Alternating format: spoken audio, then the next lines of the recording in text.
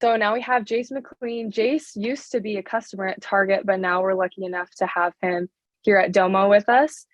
He's on the data curiosity team. You might recognize his name from domo.com. He has a lot of really cool articles on the blog. And right now he has an article about the recent season 4 of Stranger Things and how it's breaking all sorts of records. So if you like Stranger Things, you're going to want to go read that article he has on domo.com. He's the director of data insights here at Domo, and he's going to be talking about variables and fixed functions. So, Jace, you're good to share your screen.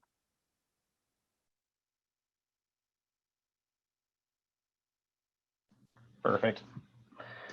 Thank you. Excuse me. Thank you so much. So, you'd like to unmute your microphone to speak. Okay. Can everyone hear me? Yeah, we can hear you, Jace. You're good. Okay. It said I was muted even though my mic was unmuted. So a little confusing there. So hello, my name is Jace Mclean, Director of Data Insights at Domo. I've been here for about a year and a half, maybe just over that, I think. As Anna mentioned, I did work at Target where I led a lot of Target's digital analytics and was a customer for about 3-ish or so of my years there. In between Domo and Target, I did a stint at Cargill for a couple of years. Here today to talk to you about variables, although I don't know, Elliot's been asking for more time, so maybe he just wants to jump in and I can cut short. Right, Elliot? No. Anyway, so here to talk to you about variables. If I have time fixed functions, my guess is I will only be able to talk about variables. So quick roadmap, what I'll be talking about, just doing a quick intro to variables, demonstrate some of the functionality of variables. I'm going to use some very simple demonstrations. I found that by using simple visualizations and isolating the functionality, it helps explain the functionality, a little easier to digest, show how to create variables and show some of that functionality. Lastly, I hope to kind of bedazzle everyone with some more real world examples and polished use cases kind of at the end to show, not just the functionality of each variable independently, but how you kind of bring things together to solve more real world business problems. And I know, again, we have, oh, thanks, Richard. I know we have Q&A at the end. If you want, I do have my chat up. So if you want to ask a question, I will try to answer it along the way. Otherwise, I can maybe throw Dan out of the bus and say, Dan will answer them all. Yeah, figured you laughed about that. So, okay, jumping right into it, variables. What is a variable? A variable is simply a variable, right? Think about it, it's a piece of data that can be used and interacted with. It is not static, so it's not a static piece of data. Variables can be used in beast modes. They're controlled through controls on the page that can be interacted with by the user. We can select values and change the calculations that are powering dashboards and visualizations. It's another step in our evolution towards trying to provide easier access to data apps within Domo. So your stories will become more interactive. Hopefully, you will speed up that time from problem to solution or insight or action. It should hopefully increase adoption as well. And in my opinion, I think it's, it allows for very powerful and engaging apps in Domo. Especially allowing those who are closest to the business problem to be the ones designing the solutions that they need, which in my experience has often been the thing that really helps businesses solve problems, right? Okay, so step one, what is a variable? How do I create it? So in this scenario, just showing you some sample data. In this scenario, let's say I'm a small business owner, I'm a retailer. I'm not a very good one. I only sell 5 items, a couple of iPads, a Surface, and 2 varieties of Coke Zero. I do have some sort of product hierarchy in here, a pyramid, a category, a class, and an item. All of my transactions are tied to a customer. So even though I'm not a very good retailer, apparently I can identify my customers 100% of the time for every transaction. So that's kind of the data set that I'm working with. Obviously, very, very fake data. So here I have a very simple visualization, right? So here we have revenue over time, right, for 2021. And let's say I want to add in a very simple calculation. And let's say I want to calculate profit, but I want to use a margin variable to kind of give me like a what if my margin changes over time, what would that look like? And so first step, come in here and create a variable. So inside of Analyzer, we come to add a calculated field, and you'll see, I'm not sure if this is out yet or not, but there's a new kind of look and feel to the beast mode editor. In here, I want to go ahead and click on variables, and then I want to add a new variable. I start out with a name. Sure, I will typo a ton of things while I'm doing this. So I'm just going to call this a margin variable, description margin. Type of value at the moment, there are two to choose from. There will be more coming along the way. So I want to do a number, a default value. So I throw a default value in there because obviously this is going to be used in calculations. If it didn't have a default calculation, or if it didn't have a default value, then a lot of those calculations would fail. So let's say I'm running 20% margins. And yes, I know it would really be 0.20, but I can choose percentage later. Next, I want to create the control. And the control is obviously the way that a user is going to interact with your variable.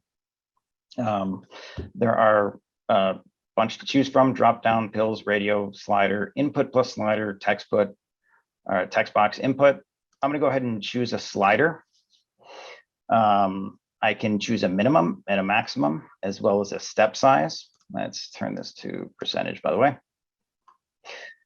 This shows you, it's a preview of what this is going to look like, right? And so it's allowing me to step through at whole percentages if I wanted to. I could say step size of 5. So now people go 20, 25, 30, right? And so you can kind of control the granularity that people can have in here. I'm going to go ahead and allow step size of 1. I've chosen that it is a percentage, and I want to add it to Analyzer. I'm going to go ahead and create that variable. And I can jump out of here. We should be able to see margin variable right there. So I do have my margin variable. I want to go ahead and calculate my profit, right? So I want to add a beast mode profit. So I want to do some price. Oop.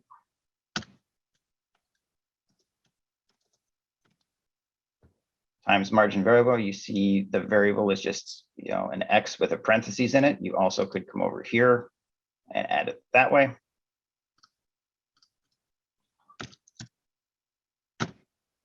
So my profit is now defined as my price times my margin variable. Again, very simple calculation, not really how you are going to calculate margin, but that's okay. So now I want to go ahead and add this to my chart, right? You can see over here, I have a control. It's going to allow me to make changes. I want to add profit over here to my series. You can see I have my revenue and I have my profit. And if I go ahead and change, right, all of a sudden my profit changes, right? Very simple. I've changed my input into a calculation and it changes dynamically on here. So I'm going to go ahead and save and close this. Right. I now have profit, I have revenue, but I've lost my control, right? I can't make a change. So how do we go ahead and add that? Edit dashboard. Down here, you'll see a control, little icon for a control. I want to add that to my story. I want to format it so it's not so gigantically large. Add, and it's going to list the variables that I have access to right here, right? These are the variables that are being used on the card or on the page. So I'm going to click my margin variable. I'm going to hit save. Okay, now I have my control, right? And so I can go ahead and slide it to whatever I want. Quick and easy. Look at that, all profit, the perfect business. Again, this is a very simple visualization. a very simple calculation may not actually make sense when you think about, actually if you're trying to calculate profit or something like that, but that's okay. Very easily, I could create multiple margin sliders. So I could have margins on iPads, margins on my Surface, margin on soda, add all those together. And then you can see kind of what that would look like. In fact, when I get to the bedazzling portion, I'll show a much more polished use case for that.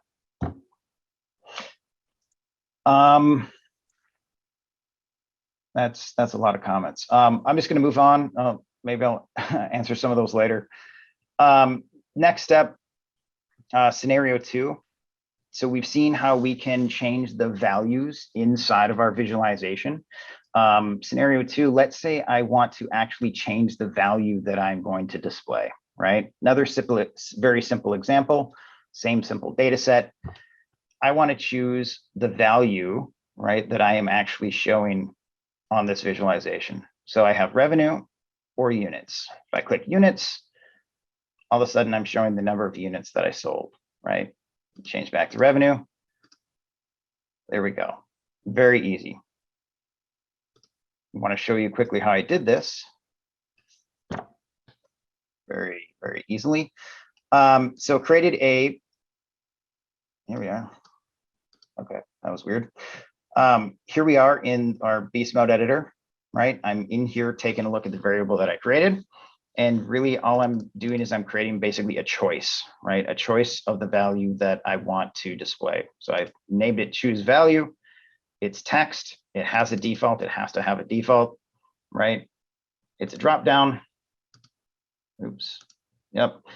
And then the available values that are in here, right? Revenue, units. If I wanted to add something, I can go ahead and add something else, right?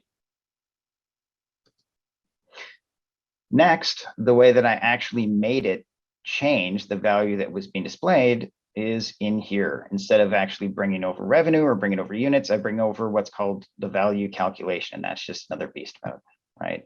This beast mode is a very simple case statement. So I'm adding up when they've chosen value or when they've chosen revenue, then I add up the price because that's the revenue, the sum of all the revenue I made on each transaction line is the total revenue. When they choose units, because my simple data set only has 1 unit per transaction line, then I'm just summing 1. If I actually had like a units for an order or something, I would have that there. And so what it's doing is when I select revenue, it's going to actually change that value to the sum of the price. When I'm choosing units, it's going to change it to basically just a count of all the order or transaction lines, excuse me. So that is how we go ahead and, yep, I want to do that. That's how we change what it is that we're visualizing, right? Very easy to do. Next, oh, I want to reset that. One thing to note is you'll see up here, whenever I do have a selection in a variable that is not the default up in the filter views, it actually shows up here. And very easily, I can actually click up here to make that same change, right? So I don't actually have to find where the control is, especially if I'm using a larger dashboard or something, right? And I've gone past where I am. So if I'm down here on the visualization and I'm like, oh, I need to change that. I want to change my margin. I can go back up there and change it. But I'm going to undo that for now. This is done at a dashboard level, yes. Saw that question. Scenario 3. Let's say now I've shown how we can change values in a calculation, how we can change the actual value. Another use case here is actually changing the dimensions on my visualization dynamically. So very similar to what I did up above, I have a choice that I allow the user to make. At the moment, I'm saying it's sales by date. Let's say I want to do sales by pyramid. I can click that. And all of a sudden my axis has changed. And now I'm looking at my total sales for food, my total sales for electronics. I want to change that to category. That becomes beverages and tablets. I want to do by item. And now I have all of my sales for my specific item. Also interesting to note, you'll notice when I click on category, it says sales by category, sales by class, sales by item. Real quick, jumping in, showing how to do that.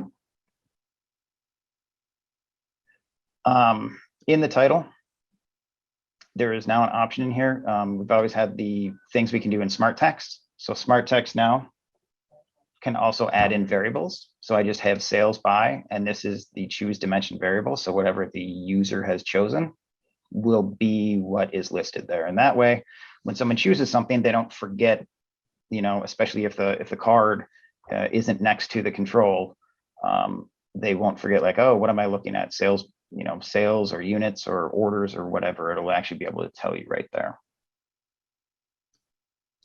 Okay. The way I did the choose dimension is very similar to what I did before, except the dimension is now on the x-axis. Choose dimension, same exact thing as I did before. Don't really need to run through that one again.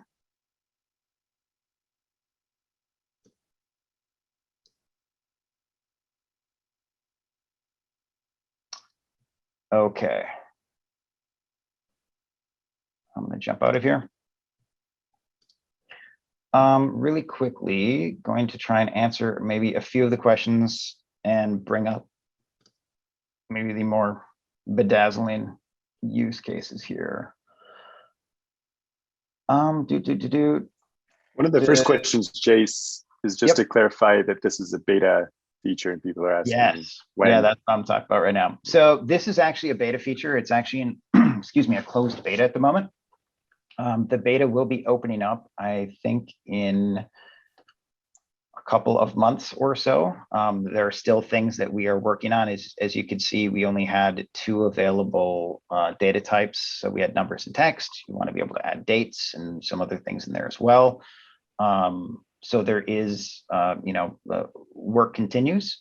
But again, I think this it really shows our, our evolution towards building data apps that people can interact with, and wanted to make sure people got to see this. ETA. When will this variable beast mode become available? It is in a closed beta. An open beta will be, like I said, in a couple months or so. These do not work on a standard page. No, they don't work necessarily, I think, on a standard page because the way you add the control is through the story. But it does work if you are just clicking into the card, right? Or in preview mode, right? So it still brings this up. It just won't necessarily be on the standard page. Can these variables be dynamic? I'm not sure what that is referring to. If you could elaborate on that question, variables be dynamic, in the chat, I can try to answer that. No, it is. So is this limited to just a slider, also a manual entry? No, it is not. So if I come in here and I want to change this, what am I on? Margin. So they have a different type. So I don't want to do slider. I can do input plus slider, right? Which would then allow me to type in a value. Oops. So 25. Oh, my step size is 100. That's a problem.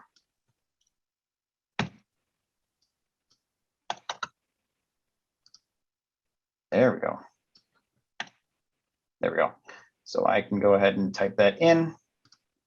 And there are other options as well, like especially for text, there is a text box input.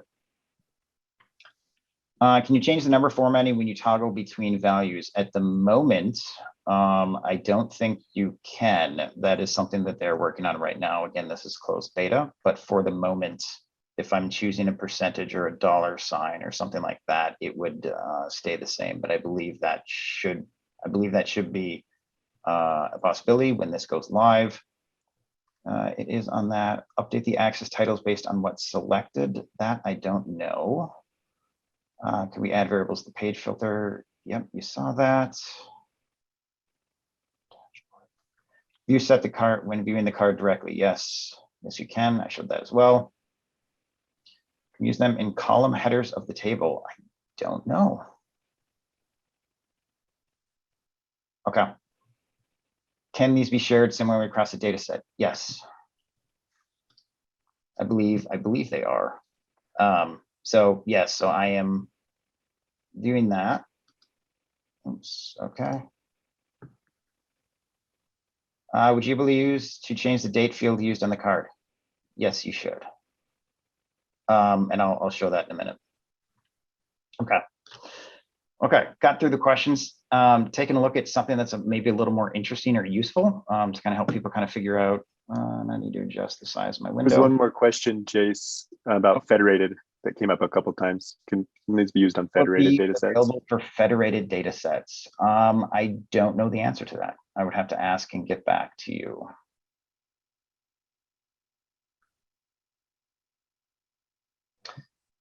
Okay. Real quick, margin percent what if analysis. So this is what I was saying earlier. You know, I showed a very simple, dumbed down version of kind of a what if scenario or what if planning. Here we have something a little more real world where people are trying to figure out, okay, well, what happens to our total margin based on a number of different variables, right? Let's say our shipping costs double, right? We're forced to advertise more and give, you know, discount more.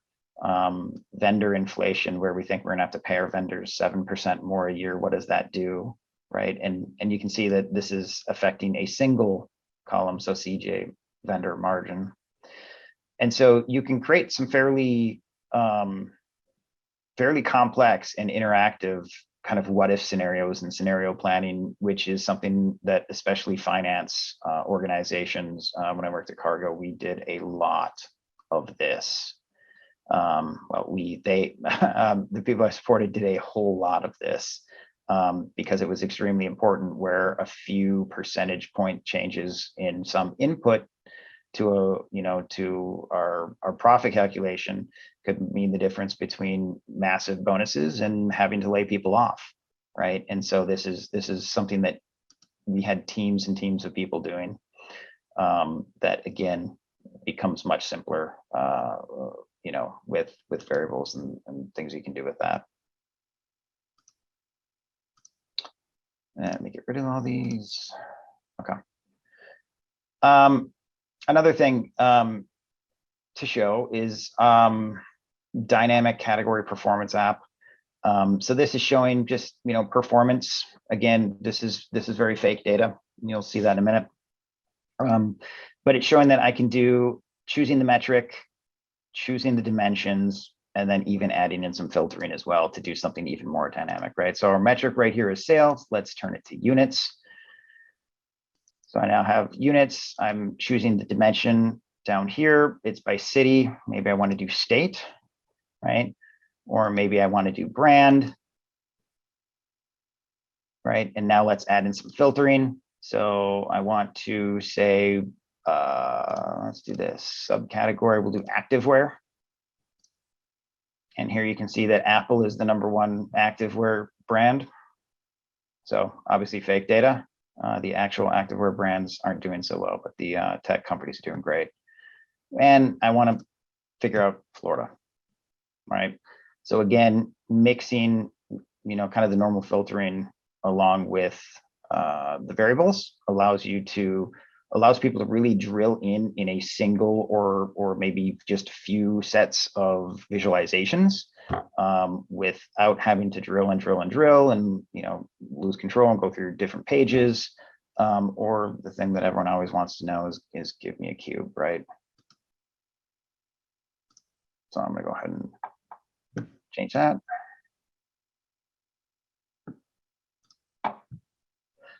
And then the last thing that I wanted to show, I'm sure I'm over on time. Last thing I want to know, someone was asking about kind of the time comparison here, or what was it, the accounting versus calendar year. This is something where we're taking a look. We can choose brand or, again, it doesn't really matter, whatever we want to do here. I'm choosing a time range year to date, and I'm choosing a comparison, right? So I can do year over year or period over period. So right now I'm looking at our year to date sales. I can change that to quarter to date sales, right? And not have to leave the visualization, just stay in the same one. Instead of doing year over year, I want to do period over period. I can have that as well, right? And so started out with kind of the very simple example of how to build some variables, right? And some of the things that you can do with them. These last few things are showing you when you start to do multiple variables and stick on your filters and do some of your other things that you want to do inside of Domo, you can create very powerful data apps that your users will find very engaging, interactive, and like I said, hopefully get them to actions or insights a lot quicker. Any other questions? Does that affect the page date filter? Choose date. Yes. So at the moment, these are page wide. I'm guessing, I haven't actually checked that out, but you probably can change the interaction, right? And say that I want it to interact with certain cards and not others. But yes, these are more of a page wide, right? So if I do brand, these are all built off different data sets, so it's not going to actually do that. When is this functionality available? It is going into closed beta right now. The open beta will be in a couple of months.